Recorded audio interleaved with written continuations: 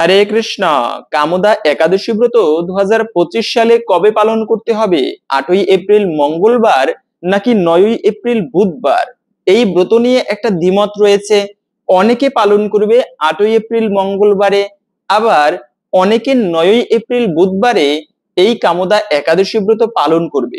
কিন্তু প্রকৃতই আমাদের কোন দিনে এই ব্রত পালন করা উচিত? আবার পক্ষবর্ধিনী মহাদ্বাদশী রয়েছে। তো সেই বিষয়ে আজকের এই পর্বে আমরা জানার চেষ্টা করব। পাশাপাশি এই শুভ দিনে আপনি ব্রত করেন কিংবা না করেন, কিন্তু ভুলেও খেতে নেই এই খাবারগুলো। আমাদের সকলেরই আজকের এই গুরুত্বপূর্ণ তথ্যগুলো জানা প্রয়োজন। সকলকে স্বাগতম জানাচ্ছি আমাদের এই ধর্মীয় তথ্যমূলক চ্যানেলে। আমরা চেষ্টা করি এরকমই সনাতন ধর্মের ধর্মীয় তথ্যগুলোকে আপনাদের সাথে উপস্থাপন করতে, শেয়ার করতে। তাই আসুন আগামী কিছুক্ষণ সময় একসঙ্গে ধৈর্য ধরে আজকের এই গুরুত্বপূর্ণ তথ্যগুলো জেনে নেই। আশা করছি আজকের এই তথ্যগুলো আপনাকে অবশ্যই সমৃদ্ধ করবে। ভালো লেগে থাকলে অবশ্যই একটা লাইক করে কমেন্টে আপনার ইষ্ট দেবতার নামটি অথবা জয় শ্রীকৃষ্ণ ভগবানের জয় একবার হলেও লিখে যাবার অনুরোধ জানাচ্ছি। দেখেন, একাদশী ব্রত এটি ভগবান শ্রীকৃষ্ণের অত্যন্ত প্রিয় দিন। বছরে 24টি একাদশী রয়েছে। প্রতিটি একাদশী এই ঠিক যেমন বৃহস্পতিবার মা লক্ষ্মীর দিন, শনিবার শনি দেবতার দিন, সোমবার প্রভু শিবের দিন, ঠিক তেমনি একাদশীর দিনটি যে বারই হোক না কেন, এটি হচ্ছে ভগবান শ্রীবিষ্ণুর অত্যন্ত প্রিয় দিন। এই দিনে ভক্তরা, যে ভক্ত ভক্তির সহিত এই একাদশী ব্রত পালন করে ভগবান শ্রীবিষ্ণুর পুজো করতে পারে, তার জীবনে ভগবানের কৃপা লাভ হয়। আর ভগবানের কৃপা হলে কোনো অশুভ শক্তির সাধ্য নেই তার ক্ষতি করতে পারে, তার জীবনের সমস্ত অশুভ কেটে যায়। তাই আমাদের প্রত্যেকের উচিত ভক্তি ভরে এই ব্রত পালন করা। অনেক প্রকার ব্রত হয়, যেমন এদের শিব চতুর্দশী ব্রত রয়েছে, তারপরে হচ্ছে কাত্যায়নী ব্রত রয়েছে, কার্তিক মাসে দামোদর ব্রত রয়েছে। যে এক একটা ব্রতের এক একটা মাহাত্ম্য। যেমন কাত্যায়নী ব্রত যদি কেউ পালন করে, তবে ভগবানকে পর্যন্ত প্রাপ্ত করেছিল স্বামী রূপে এই ব্রত পালন করে সেই গোপিকারা। তো এরকম করে এই একাদশী ব্রত, যত প্রকার ব্রত রয়েছে তার মধ্যে সব থেকে শ্রেষ্ঠ ব্রত, এর উপরে কোনো ব্রত নেই। তো সেই একাদশী ব্রত, বিশেষ করে এই কামদা একাদশী ব্রত, 24টি একাদশী ব্রতের মধ্যে একটা শ্রেষ্ঠ ব্রত হচ্ছে এই কামদা একাদশী ব্রত। কিন্তু এই ব্রতটি পালন করলে কি ফল লাভ হয়ে থাকে?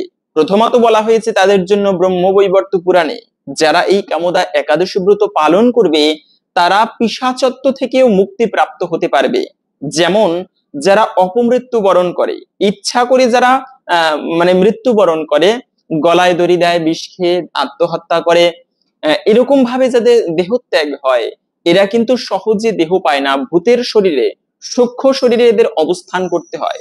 এটা হচ্ছে জমালয়ের একটা শাস্তি, যে ভগবান তোমাকে এই শরীরটা দিয়েছে, একটা বয়সের পরে মৃত্যু হবে সেটা ভিন্ন বিষয়, কিন্তু ইচ্ছা করে কখনো এই মৃত্যুবরণ করা উচিত নয়। এটা সব থেকে ভয়ানক একটা পাপের।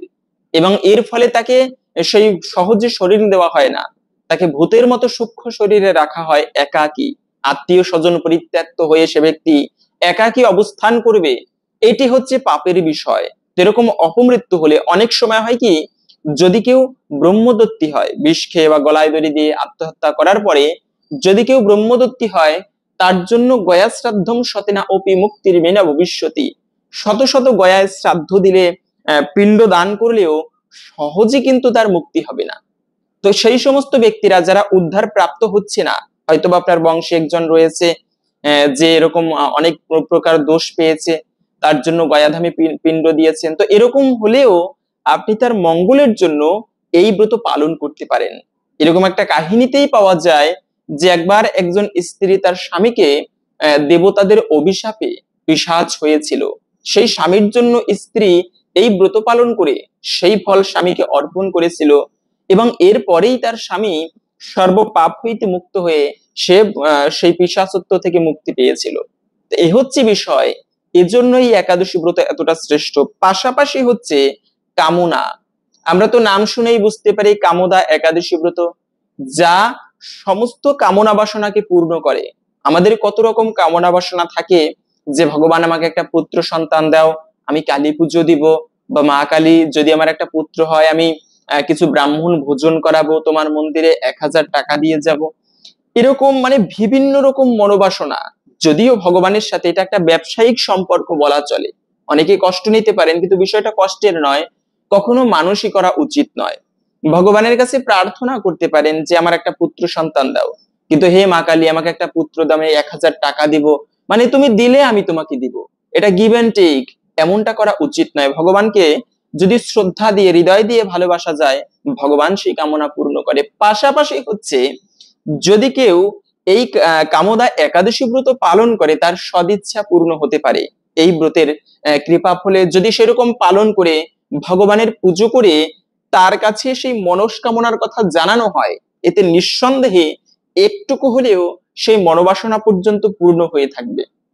তাই এই কামদা একাদশী ব্রত এজন্য গুরুত্বপূর্ণ। এবং আর একটা বিষয় হচ্ছে যে এই ব্রতের এতটা গুরুত্বপূর্ণ একাদশী ব্রত, কিন্তু পালনের নিয়ম কি?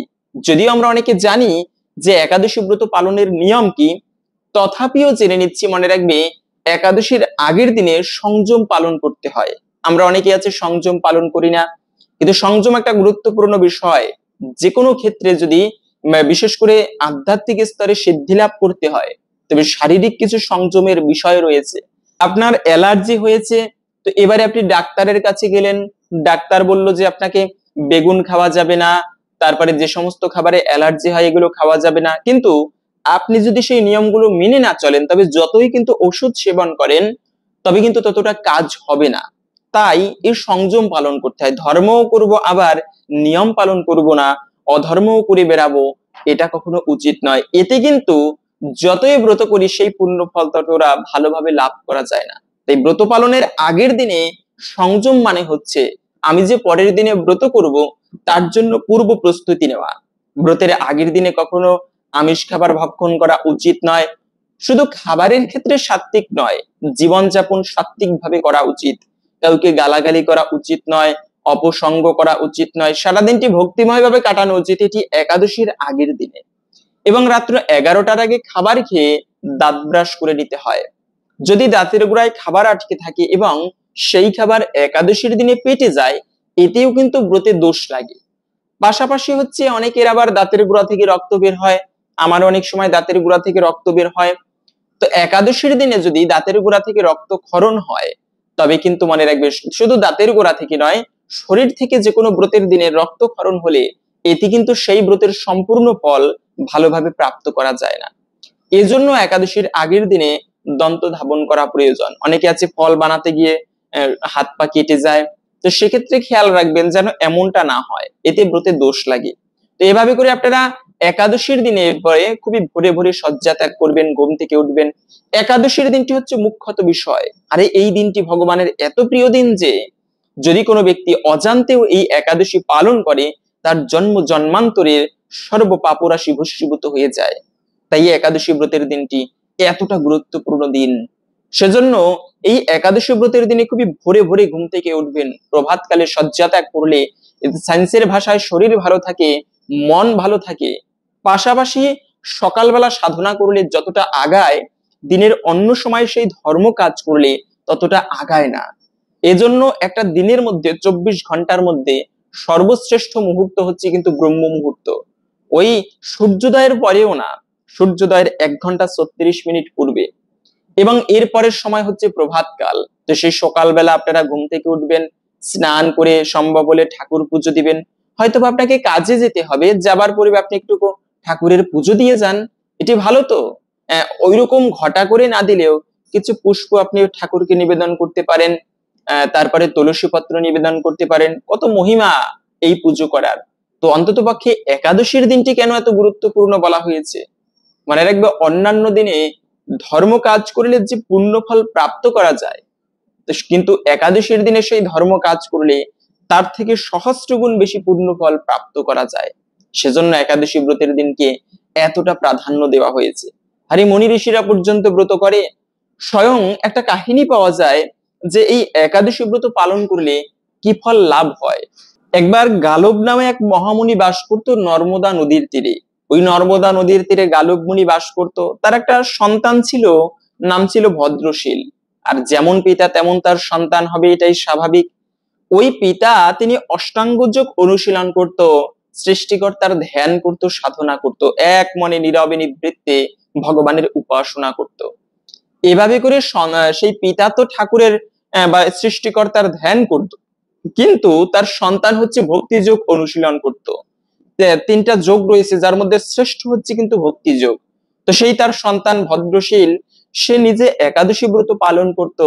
সবাইকে বলতো, তোমরা বাবাকে পর্যন্ত বলতো যে বাবা তুমিও কিন্তু একাদশী ব্রত পালন করবে। আবার নিজে বিষ্ণু পুজো করত, সেই নর্মদা নদীর তীরে বিষ্ণু মূর্তি তৈরি করে সেখানে বিষ্ণু পুজো করে আবার মূর্তি বিসর্জন দিয়ে দিত। এভাবে করে সেই ভদ্রশীল ছোটবেলা থেকেই, ওই যে শাস্ত্রে বলা আছে, কৌমার আচরিত প্রাজ্ঞ ধর্মান ভাগবত আনিহ, কৌমার বয়স থেকে ভক্তি জীবন ভগবানের সেবা করে কাটানো উচিত, কেননা জীবনে যে কোনো সময় মৃত্যু হতে পারে। তাই সে একদিন গালব মুনি মনে মনে চিন্তা করলো যে আমার পুত্র ও এত ছোট্ট কাল থেকে ভগবানের সেবা করে, এটি শ্রেষ্ঠ, আবার নিজে একাদশী ব্রত পালন করে, সবাইকে বলে তোমরা একাদশী ব্রত পালন করবে। আচ্ছা, ও কোথা থেকে এত সুন্দর ভক্তিযোগ শিখতে পারলো? একদিন ডেকে ভদ্রশীলকে বলল যে পুত্র, তুমি এই একাদশী ব্রত পালন করা, বিষ্ণু পুজো করা, এগুলো কোথা থেকে শিখলে পুত্র? তখন সেই ভদ্রশীল বলল যে পিতা, আমি হচ্ছে জাতিস্বর, আমার পূর্ব জীবনের কথা স্মরণে আছে, ভুলিনি আমি সেই কথা। আমি পূর্ব জীবনে ধর্মধ্বজ নামে এক রাজা ছিলাম।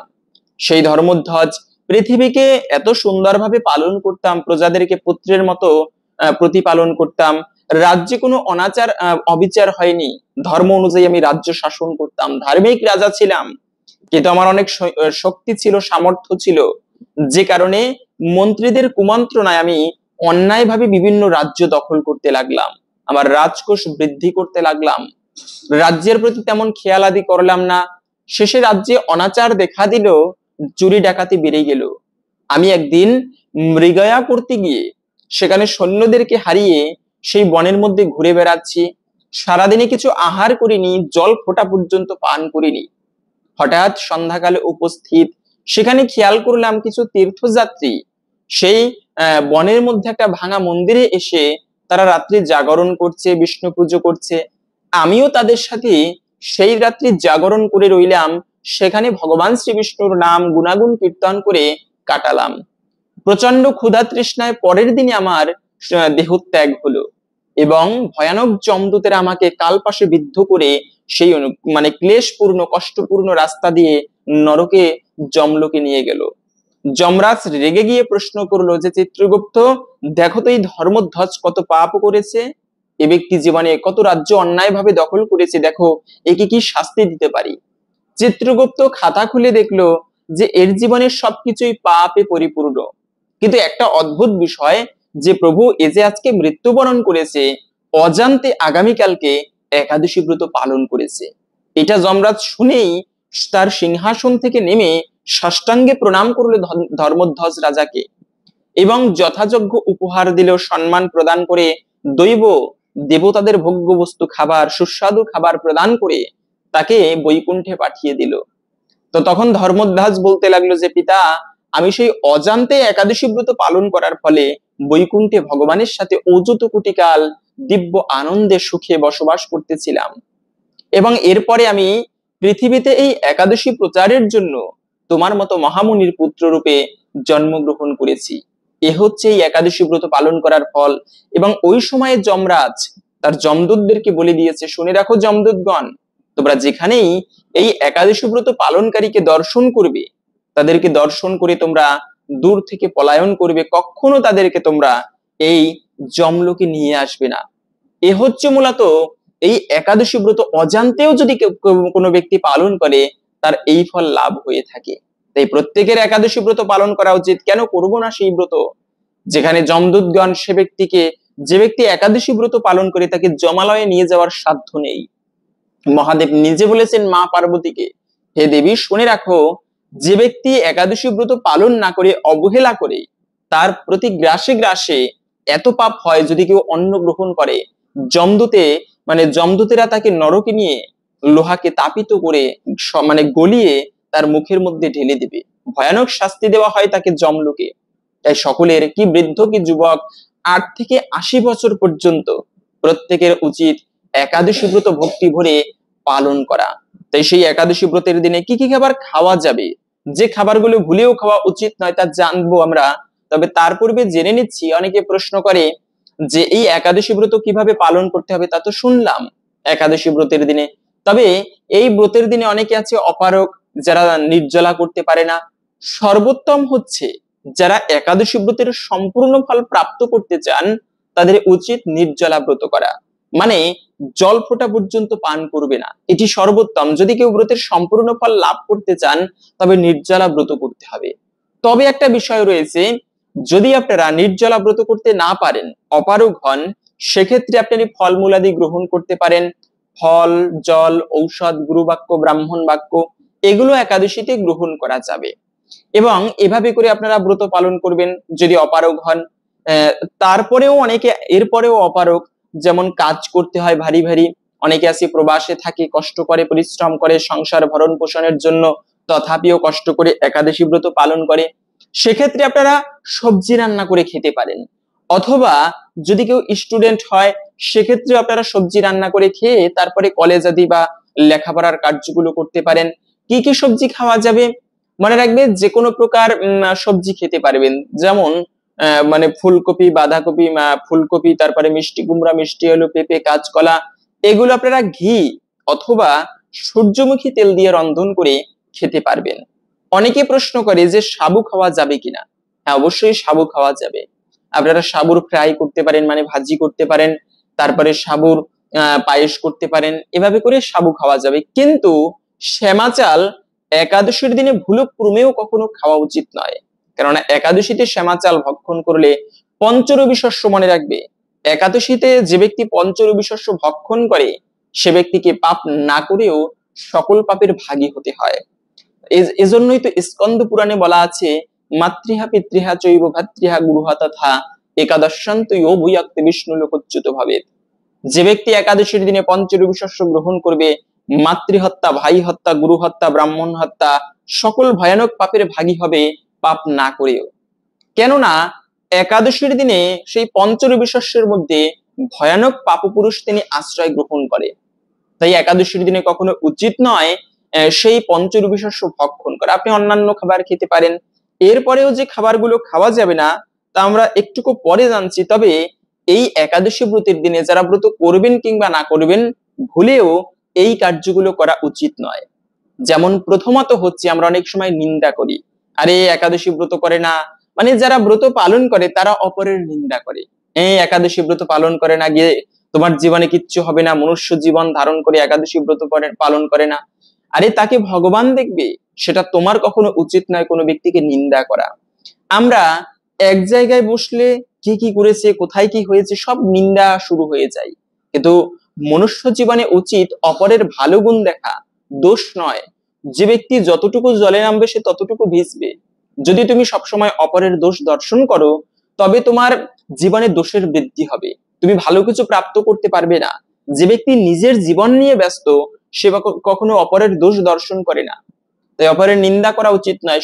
পারলে অপরের, একটা ব্যক্তির হাজারো খারাপ থাকতে পারে, সে ব্যক্তিরও কিন্তু ভালো গুণ আছে, তো সবসময় অপরের ভালো গুণ চেষ্টা করুন দর্শন করতে। এই ব্যক্তির ভালো গুণ একটা, ওই ব্যক্তির আর একটা ভালো গুণ, এরকম করে সবার থেকে একটা ভালো গুণ যদি আমরা গ্রহণ করতে পারি জীবনে, আমি নিজেই একসময় অনেক শুদ্ধ হতে পারবো, অনেক ভালো ব্যক্তি হতে পারবো। তাই কখনো হতে পারে সে একাদশী ব্রত পালন করে না, তার কখনো নিন্দা করা উচিত নয়, সেটা ভগবান দেখবে, আমি বলার কে এটা। তবে সবাইকে উৎসাহ করব, যদি ব্রত করে এতে ভগবানও আমার প্রতি অত্যন্ত প্রসন্ন হবে যে আমার মাধ্যমে সে একাদশী ব্রত পালন করতেছে, ভগবান এতে অনেক খুশি হয়। কিন্তু কখনো কারো নিন্দা করবে না, জেনে হোক বা না জেনে। যদি কারো নিন্দা করা হয় এটি মহা পাপের ভাগী হতে হয়। মনে রাখবে, একবার একটা কাহিনী পাওয়া যায় এরকম শাস্ত্রে, যে একটা রাজ্যের একজন রাজা ছিল। ওই রাজা খুবই সৎ, সে রাজ্যের সবাইকে, প্রজাদেরকে নিজের পুত্রের মতো ভালোবাসতো। নিন্দা করলে কি হয়, তখন সেই রাজা, এত সুন্দর ভালো রাজা ছিল, তিনি একবার ব্রাহ্মণ সেবা দিচ্ছিল। রাজ্যের সমস্ত ব্রাহ্মণদেরকে নিমন্ত্রণ করে বাড়িতে ভোজন করাবে, এজন্য সে বিশাল করে বৈষ্ণব সেবা দিচ্ছে। সেখানে অনেক সুস্বাদু ভোজনের ব্যবস্থা করা হচ্ছিল এবং সবশেষে ছিল পায়েসের ব্যবস্থা। সুস্বাদু মিষ্টি অন্ন পায়েস, সেখানে সেই খেজুরের রস দিয়ে তৈরি হচ্ছিল পায়েস। কিন্তু যেখানে রন্ধন করা হচ্ছিল সেই রন্ধনশালার উপরে কোনো কাপড় দেওয়া ছিল না, বা কোনো উপরে কোনো কিছু দেওয়া ছিল না। তো একবার কি হয়েছে, রন্ধন তো হচ্ছে, সবশেষে পায়েস। তো একবার একটা ঈগল বিষধর একটা সর্পকে ধরে সেই উপর দিয়ে নিয়ে যাচ্ছিল। আর ঈগল যদি সর্পকে ধরে, তার বাঁচার আর কোনো রাস্তা নেই। সাপটা দেখলো আমার আর কোনো উপায় নেই, বাঁচতে পারবো না, শেষ পর্যন্ত নিজের সবটুকু বিষ ঢেলে দিল তার পায়ে, ঈগলের পায়ে কামড় দিল, এবং ওখান থেকে একটুকু বিষ ছিটে পড়েছিল সেই পায়েসের মধ্যে যেখানে রান্না করা হচ্ছিল। তো যারা পাকশী ছিল তারা তো আর খেয়াল করলো না বিষ পড়েছে, তারা ভালো করে রন্ধন করলো, খুবই সুস্বাদু, ঘ্রাণের কত মানে স্বাদ, এমনই মনে হচ্ছে যেন এই পায়েসের অনেক সুস্বাদু হবে। রান্না করা হলো, সবশেষে সবাইকে ভোজন দেওয়া হচ্ছে, সবাই খুবই আনন্দের সহিত ভোজন গ্রহণ করছে। সবশেষে পায়েস, যারা যারা সেই পায়েস প্রসাদ গ্রহণ করেছে সবার সেখানে মৃত্যু হলো।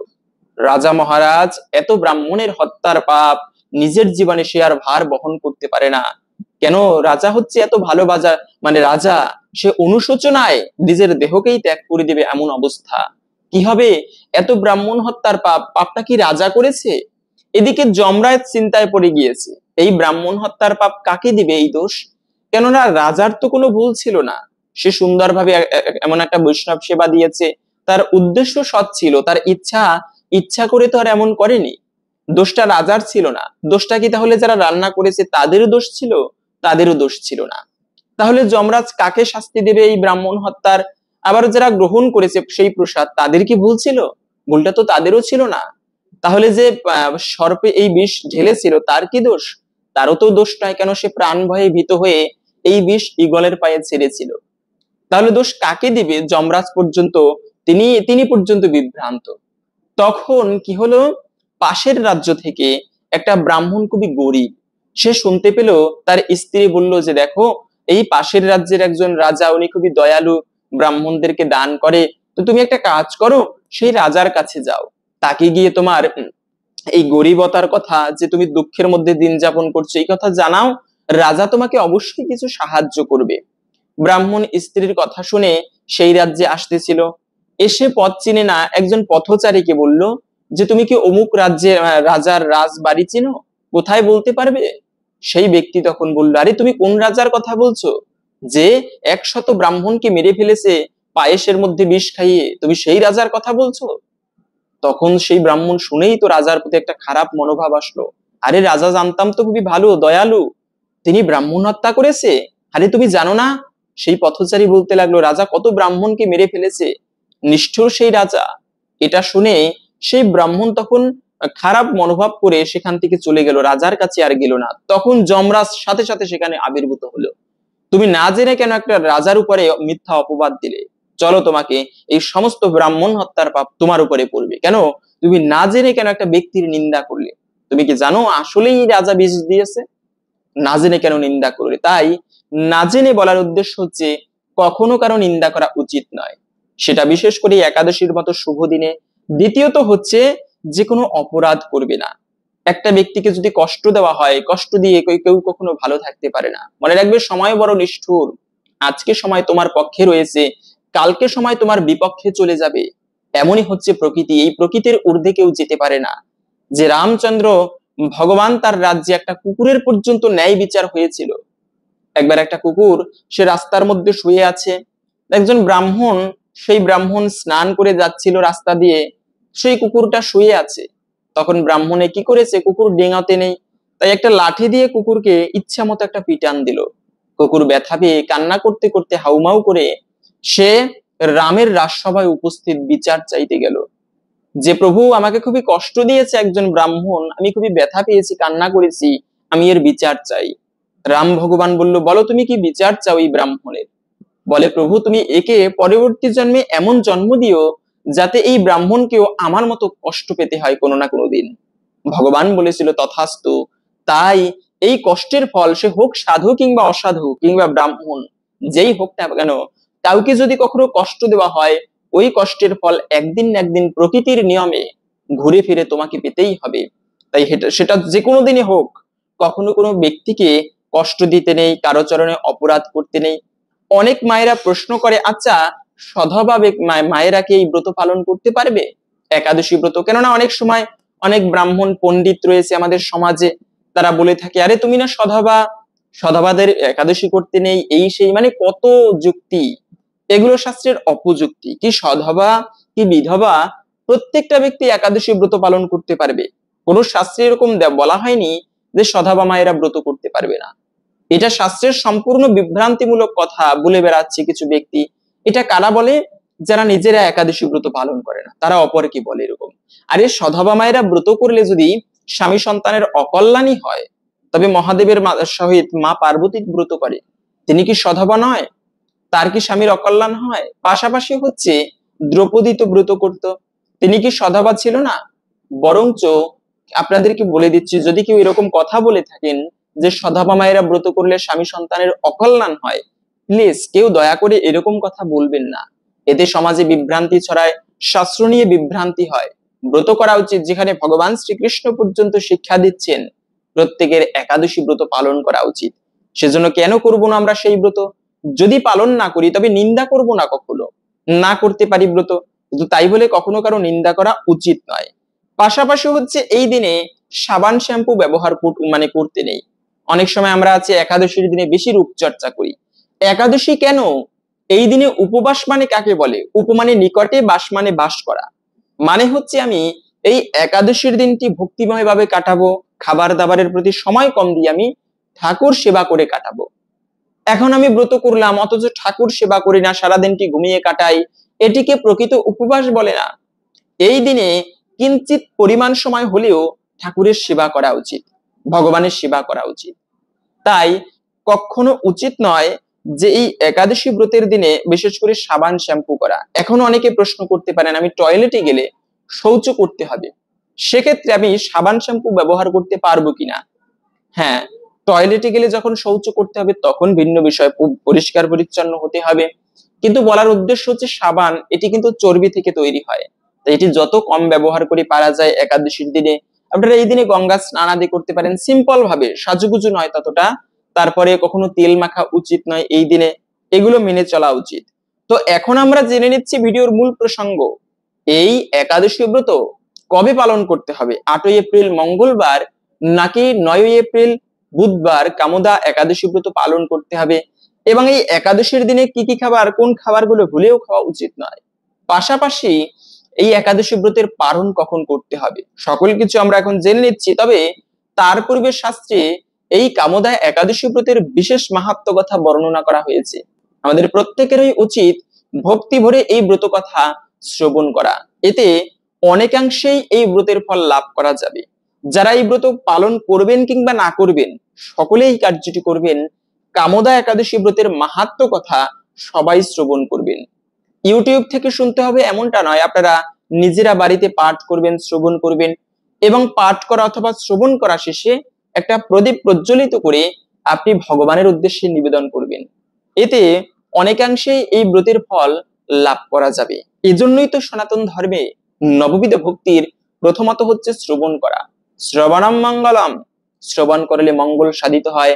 তাই আসুন আগামী কিছুক্ষণ সময় ধৈর্য ধরে এই কামদা একাদশী ব্রতের বিশেষ মাহাত্ম্য কথা এখন আমরা শ্রবণ করি। এরপরে আমরা ভিডিওর মূল প্রসঙ্গ জেনে নিচ্ছি।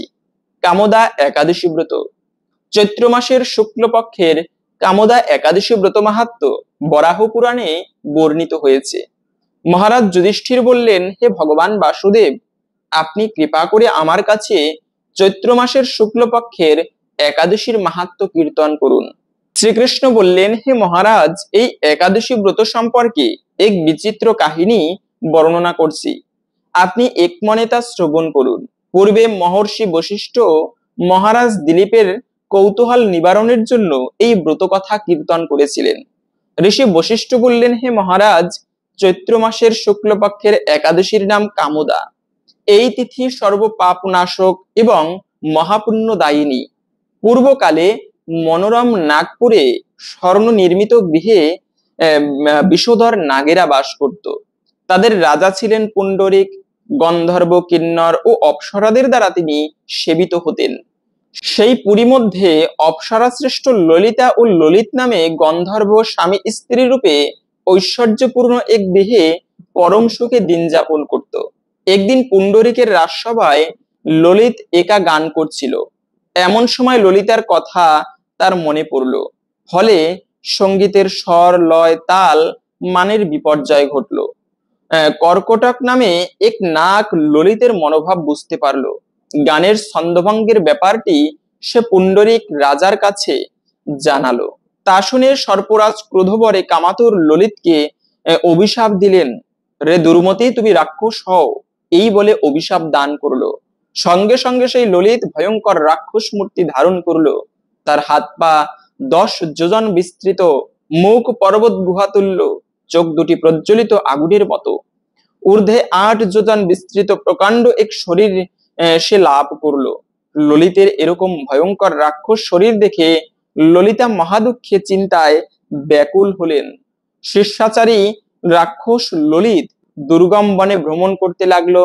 ললিতা কিন্তু তার সঙ্গ পরিত্যাগ করলো না। ললিত নির্দয়ভাবে মানুষ ভক্ষণ করত। এই পাপের ফলে তার মনে বিন্দুমাত্র শান্তি ছিল না। পতির সেই দুরবস্থা দেখে ব্যথিত চিত্তে রোদন করতে করতে ললিতা গভীর বনে প্রবেশ করলো। একদিন ললিতা বিন্ধ্য পর্বতে উপস্থিত হলো। সেখানে ঋষ্যশৃঙ্গ মুনির আশ্রম দর্শন করে মুনির কাছে উপস্থিত হলো। তার চরণে প্রণাম করে সেখানে দাঁড়িয়ে রইল। মুনিবর জিজ্ঞাসা করলেন, হে সুন্দরী, তুমি কে? কার কন্যা তুমি? কি কারণেই বা এই গভীর বনে এসেছো? তা সত্য করে বলো। তদুত্তরে ললিতা বলল, হে প্রভু, আমি বীর ধন্যা গন্ধর্বের কন্যা। আমার নাম ললিতা। আমার পতির পিশাচত্ব দূর হয় এমন কোন উপায় জানবার জন্য আপনার কৃপা প্রার্থী। তখন ঋষি বললেন, চৈত্র মাসের শুক্লপক্ষের কামদা নামে যে একাদশী আছে, তুমি সেই ব্রত যথাবিধি পালন করো।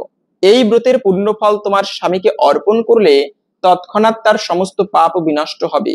বশিষ্ঠ ঋষি বললেন, হে মহারাজ দিলীপ, মুনির কথা শুনে ললিতা আনন্দ সহকারে কামদা একাদশী ব্রত পালন করলো।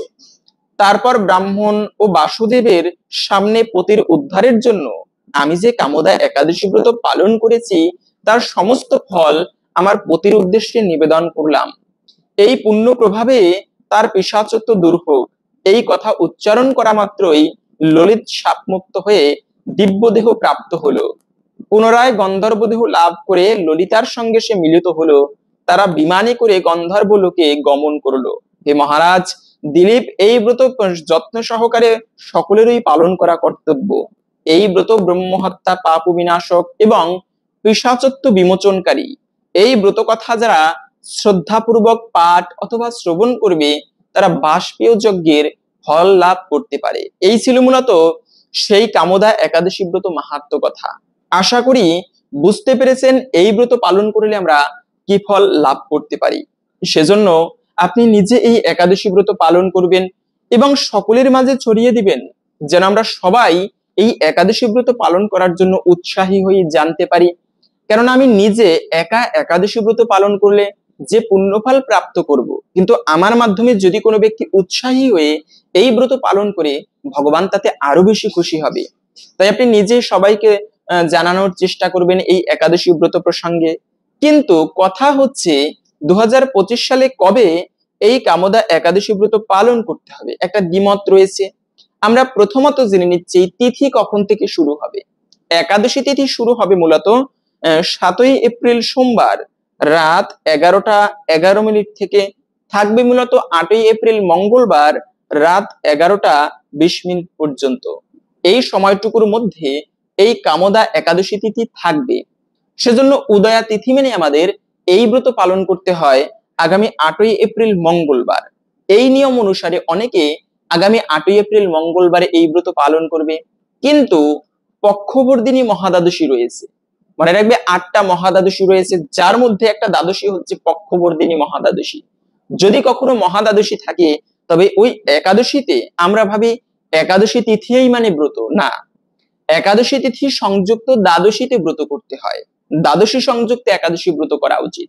তাই সেই নিয়ম অনুসারে তারপরে আরেকটা গোস্বামী মত অনুসারে আগামী বুধবারে এই ব্রত পালন করতে হবে। অনেকে আছে মঙ্গলবারে অনেক গুরুদেবরা করবে, অনেক ধারায় করবে, সেক্ষেত্রে যদি এরকম হয় আপনি কোনো গুরুদেবের থেকে দীক্ষিত হয়েছেন, তাহলে আপনি আপনার গুরুদেব যে দিনে ব্রত করবে সেই দিনে ব্রত করবেন, এটি প্রকৃত নিয়ম। তারপরেও মহাদ্বাদশী অনুসারে আপনি বুধবারে আগামী 9ই এপ্রিল এই ব্রত পালন করতে পারেন। এবং ব্রত যত ভালোভাবে করি না কেন, যদি সেই একাদশী ব্রতের পারণ সঠিক সময়ের মধ্যে না করা হয়, তবে কিন্তু একাদশী ব্রতের সম্পূর্ণ ফল প্রাপ্ত করা যায় না। তাই পারণ একটা গুরুত্বপূর্ণ বিষয়। ব্রত করার পরে সঠিক সময়ের মধ্যে আমাদের প্রত্যেকের পারণ করা উচিত। তাই পারণ করতে হবে আগামী 5টা পরের দিনে, যেদিনে ব্রত করবেন তার পরের দিনে 5টা 41 মিনিট থেকে 9টা 53 মিনিট পর্যন্ত। এই সময়টুকুর মধ্যে পঞ্চরবি শস্য প্রসাদ দিয়ে ভগবানের কাছে প্রার্থনা করে তারপরে এই ব্রতের পালন করবেন। অম্বরীশ মহারাজ পর্যন্ত একাদশীতে ব্রত করে সঠিক সময়ের মধ্যে পালন করত। মুনি ঋষিরা পর্যন্ত পালনকে প্রাধান্য দিয়েছে। তাই পালন করা উচিত সঠিক সময়ের মধ্যে, না হলে কিন্তু ব্রতের সম্পূর্ণ ফল প্রাপ্ত করা যায় না। এবং এই দিনে কোন কোন খাবার ভুলেও খেতে নেই। মনে রাখবে, একাদশী ব্রতের দিনে খাবারের প্রতি বেশি গুরুত্ব দেওয়া হয়েছে। যেমন প্রথমত হচ্ছে, আপনারা ব্রত না করলেও কখনো আমিষ ভক্ষণ করবেন না। আবার অনেক সময় সবজি রান্না করতে গেলে সরিষার তেল ব্যবহার করা হয়, কিন্তু না, একাদশীতে কখনো সরিষার তেল ভুলক্রমেও দিবেন না, কারণ এটি পঞ্চরবি শস্যের মধ্যে একটি। ধান থেকে যত খাবার হয়, পিঠা পুলি পায়েস খিচুড়ি, এগুলো কখনো খাওয়া উচিত নয়। গম থেকে যত খাবার হয়, বিস্কিট কেক পাউরুটি আটা রুটি, এগুলো কখনো খেতে নেই। ভুট্টা জাতীয় খাবার, খই জাতীয় খাবার, তারপরে ডাল জাতীয় খাবার, সরিষা, এমনকি সবজি রান্না করার সময় অনেকে আছে কিছু শাক খেয়ে থাকে, পুঁই শাক, ঢেঁড়স, বটবটি, সিম, বাঁধাকপি, এগুলোও কখনো খেতে নেই। বেগুন, এতেও কিন্তু ব্রতে দোষ লাগে। তাই এগুলো অবশ্যই দেখে শুনে চলবেন।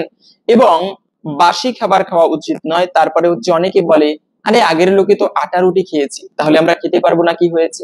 কিন্তু আটা রুটিও খেতে নেই। তারপরে অনেকে আছে মিষ্টি খেয়ে থাকে। হ্যাঁ, ছানা খেতে পারবেন, অরিজিনাল পিওর ছানাগুলো, কিন্তু বাজারে যে মিষ্টি পাওয়া যায় ওর মধ্যে অনেক সময় পঞ্চরবি শস্যের সংমিশ্রণ থাকে, তাই সেই মিষ্টি খাওয়া যাবে না। এবং অনেকে আবার বলে গাজর খেতে পারবো কিনা একাদশীর দিনে। না, গাজরও খাওয়া উচিত নয়, কেননা গাজরের মধ্যে, যদিও সবজি হিসেবে গাজর খাওয়া যেতে পারে, কিন্তু গাজরের মধ্যে একটা প্রোটিনের বিষয় থাকে, তাই একাদশীর দিনে ভক্তরা গাজর খায় না। তো হরে কৃষ্ণ, আশা করছি আজকের এই গুরুত্বপূর্ণ তথ্যগুলো জেনে আপনি একটুকু হলেও সমৃদ্ধ হয়েছেন।